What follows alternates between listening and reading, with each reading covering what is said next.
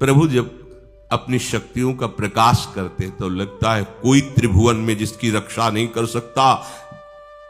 उसकी रक्षा के लिए मां भवानी दुर्गा अपना भयानक रूप धारण करके महिषासुर आदि दैत्यों का मर्दन करती है। प्रभु है उस रूप में, दूसरा नहीं है। उनकी सामर्थ्य कितनी है? दुर्गा कोटि अमित अरिमर्दन। हरि की सामर्थ्य कैसी? अमित दुर्गाओं जैसी।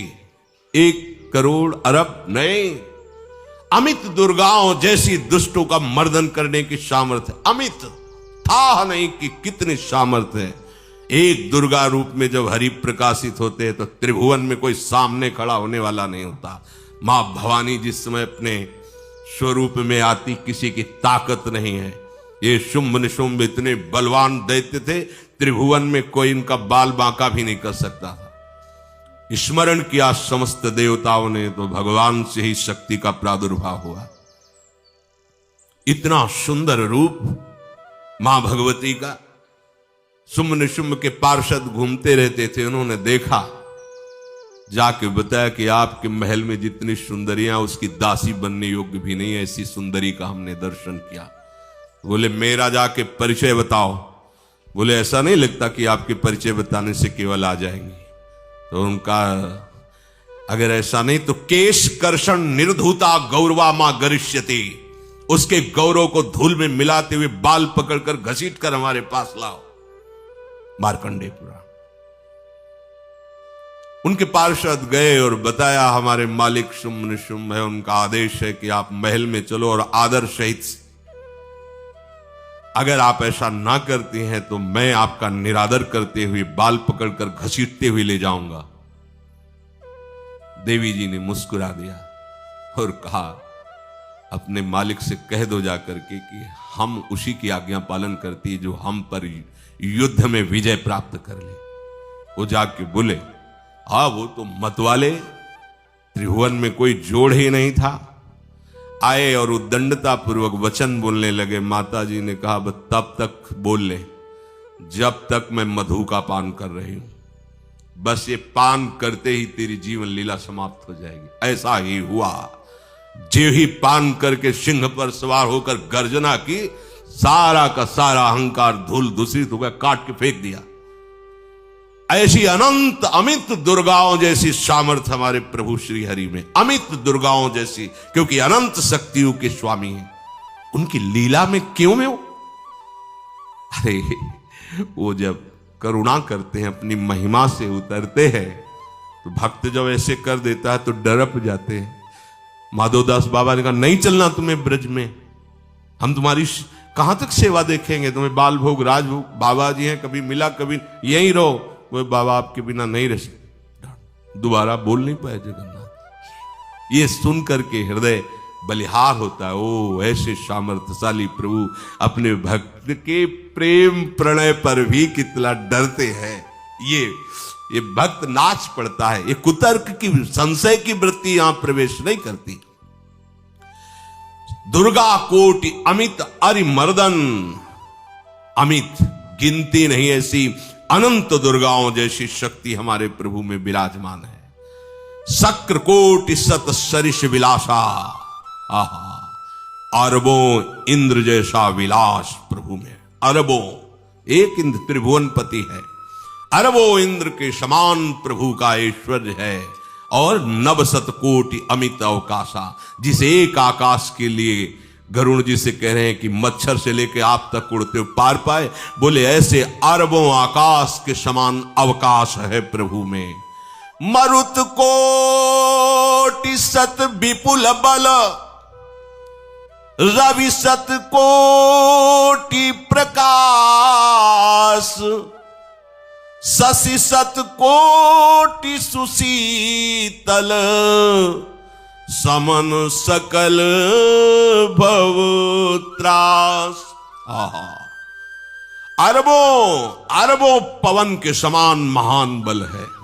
अगर त्रिभुवन में कोई बल है तो पवन में बल है, वायु बल। बड़े बलवान देवता, बल में इनके समान कोई नहीं। इन्हीं के अंश से प्रकट होते पवन पुत्र हनुमान। और इन्हीं के अंश से प्रकट होते पवन पुत्र भीम, बेजोड़ बलशाली महात्मा। दोनों महात्मा बेजोड़ बलशाली। जेगिर चरण दे हनुमंता, चले उसगा पाताल तुरंता। जिम अमोघ रघुपति कर बाना, ये ही भांति चले हनु। किलकार दे तो राक्षसियों के गर्भ गिर जाते थे, ऐसे महान बली हनुमान जी। और भीम का क्या कहना है? जब ये देव पुष्प उड़ करके आया और द्रौपदी जी को दिया गया, तो द्रौपदी जी ने कहा इसका जोड़ होना चाहिए, इस पुष्प का। सबसे कहा पर किसी ने नहीं सुना। भीम ने कहा कहीं भी मिलेगा मैं इससे लाएंगे। ऋषियों ने समझाया कि आगे मत बढ़ो, ये यक्षों की भूमि है, युद्ध हो जाएगा और तुम्हें तैयारी करनी है हस्तिनापुर के लिए, और तुम इधर। वो सब दिव्य हैं, पवन पुत्र हैं, किसकी माने। अपने वेग को बढ़ाया तो महाभारत में पढ़ के देख लो, इनके चलने के वेग से वृक्ष उखड़ उखड़ कर गिर रहे थे। ऐसे जब चल रहे थे तो चलने के वेग से वृक्ष उखड़ जाते थे भीम के। तो हनुमान जी ने सोचा किसी के समझाए तो समझेंगे नहीं, तो आगे पवन पुत्र ही बैठ गए, बूढ़े बानर का वेश लेकर, लंबी पूंछे से। मार्ग में मर्यादा है, किसी पशु को भी नहीं लांघना चाहिए। विवेकवान उपासक ऐसा नहीं कि कोई सो रहा है पशु भी आप उसे लांघ जाए, ऐसा नहीं। जो विवेक है, जो मर्यादा है, वैसे किसी सोते हुए को लांघना नहीं चाहिए। उन्होंने कहा है वृद्ध बानर, ये अपनी पूंछ हटा ले और मार्ग दे दे, इस समय मैं विशेष कार्य के लिए जा रहा हूं। तो उनका जब कह ही दिया है वृद्ध, तो आप समझ ही रहे होगे कि वृद्ध में क्या ताकत होती। अब मेरी ताकत पूंछ हटाने की नहीं रह गई है, आपने तो वृद्ध ही कह दिया है, तो आप समझ रहे हो ना, आप पूंछ हटा लीजिए। कहा हमारी आज्ञा की अवहेलना करे, ऐसे उठी नहीं, दोनों हाथ लगाया, नहीं उठी, पूरी ताकत लगा दी। पवन पुत्र भीम की पूरी ताकत लग गई, पूछ जरा से भी नहीं।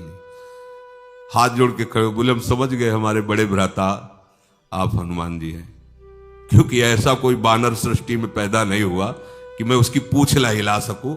मैं समझ गया। तो मुस्कुराए और बैठ के बोले हमारी आज्ञा मानो, इस मार्ग में मत जाओ, ये देव मार्ग है, ऐसे ऐसे सिद्ध हैं कि आपका अपराध बन जाएगा, आप शाप से युक्त हो जाएंगे, इसलिए मैं आपको मना। बोले प्रभु जब आप कृपा करके आए हो तो हमें वो रूप दिखा दो जो लंका में आपने रूप दिखाया।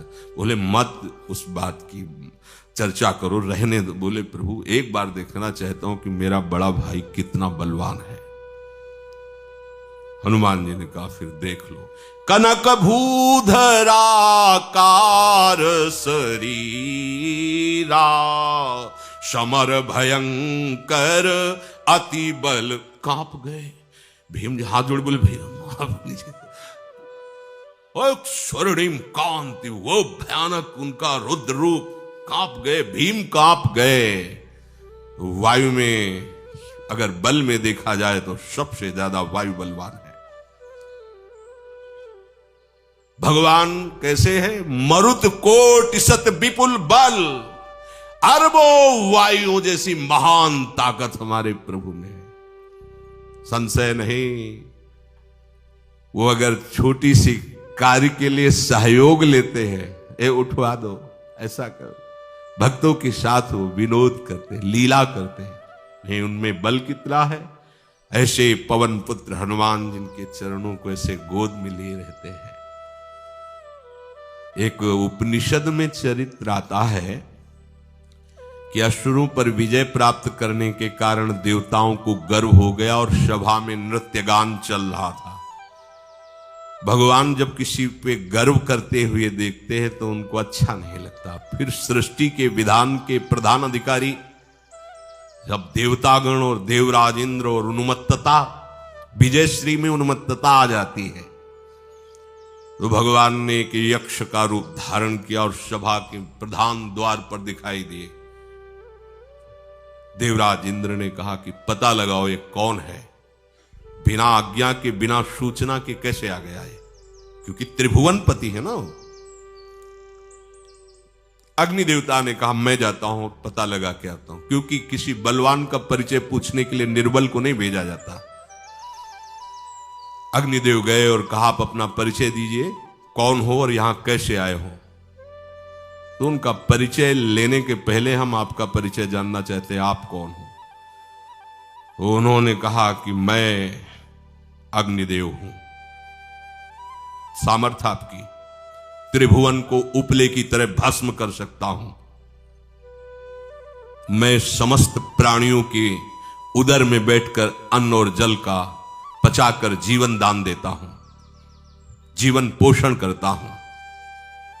अच्छा, एक तिनका फेंका, हम तुम्हारी बात तभी प्रमाणित, ये उपनिषद की बात, हम तुम्हारी बात तभी प्रमाणित मानेंगे जब तुम इस तिनके को जला दोगे। कोई अग्नि देवता से तिनका जलाने की बात कहे, सहज में दृष्टि डाली, कुछ नहीं हुआ, पूरा पावर लगा दिया। यक्ष जी ने मुस्कुरा कर कहा तुम तो कहते थे पूरे त्रिभुवन को उपले की तरह जला दूंगा, अब ग्रीवा झुकाई पहुंचे। देवराजेंद्र ने कहा कौन है? बोले असमर्थ रहा उनका परिचय जानने में, वायु देवता। आप अपना परिचय बताइए, आप अपना परिचय जो आए हो तो हमें पहले बताओ, तब हम अपना परिचय दें। उनका मैं महान देव वायु हूं। बल आपका, संपूर्ण जीवों का जीवन हूं। अगर मैं रुक जाऊं तो एक भी क्षण सृष्टि टिक नहीं सकती, क्योंकि सब वायु से जीवित है, और मैं पूरे ब्रह्मांडों को तिनके से उड़ा सकता हूं। यह तिनका है, उड़ाओ। पूरी ताकत लगा दी वायु देवता ने, तिनका नहीं उड़ा। ग्रीवा झुकाई, वापस चले गए।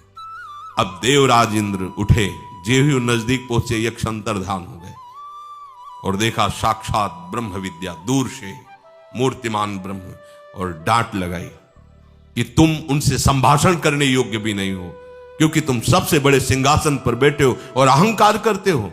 तुम्हारे देवता सब सामर्थ्यहीन है, एक तिनका भी अग्नि नहीं जला सका, एक तिनका भी वायु नहीं उड़ा सका। अरे जिनकी शक्ति से शक्तिमान वो भगवान स्वयं आए हुए थे, कांप गए देव। अहंकार मत करो, जाओ। भगवान के बल से तुम विजयी हुए, देवताओं के बल से नहीं। देवताओं में जो शक्ति है वो उन्हीं के अंश से आई हुई है। अरबों वायु के समान महान बलशाली हमारे श्री हरि, अरबों सूर्यों के समान उनका प्रकाश, अरबों सूर्यों के समान प्रकाश, अरबों चंद्रमाओं के समान सुशीतलता, समस्त भयों और दुखों का नाश करने वाले प्रभु श्री हरि। काल कोटि सत सरिसती, दुस्तर दुर्ग दुरंत, धूम के तु सत कोटिशम, दुराधरस भगवंत। अरबों कालों की सामर्थ्य, अरब नहीं अरबों कालों की सामर्थ्य भगवान, एक काल अनंत ब्रह्मांडों में तांडव मचाए रखा है। अरबों काल, अमित बलशाली, अत्यंत दुस्तर, दुर्गम, दुरांत। कौन? प्रभु श्री हरि।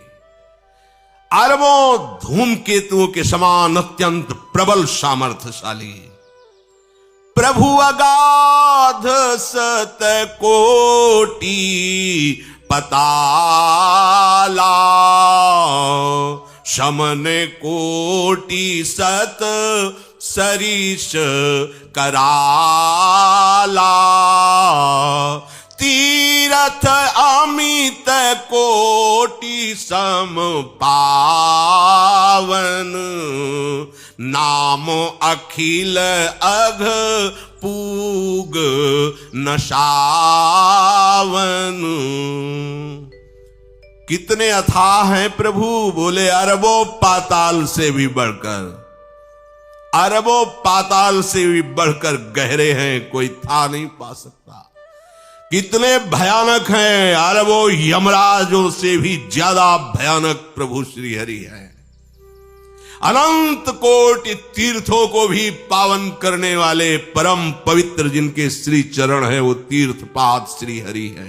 अनंत तीर्थों की उनका नाम ही संपूर्ण विश्व के पाप समूहों का नाश करने में समर्थ है। हिमगिरि कोटि अचल रघुवीरा, सिंधु कोटि सत समगंभीरा,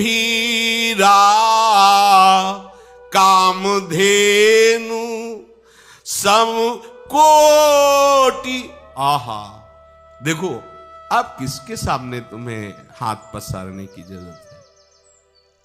समझो, अगर अपने प्रभु को जान जाओगे, समझ जाओगे, तो फिर कहीं इधर उधर झांकने की जरूरत नहीं, किसी के सहयोग की जरूरत नहीं। कैसे प्रभु?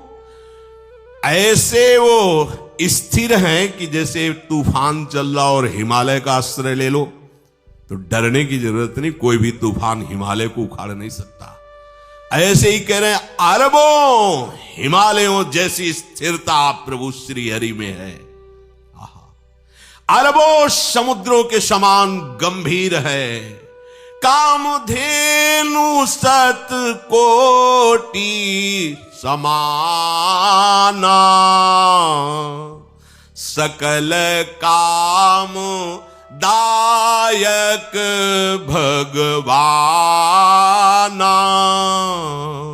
सारद कोटि अमित चतुराई, विधि सत कोटि सृष्टि निपुनाई, विष्णु कोटि सम पालन करता, रुद्र कोटि सत सम संघरता।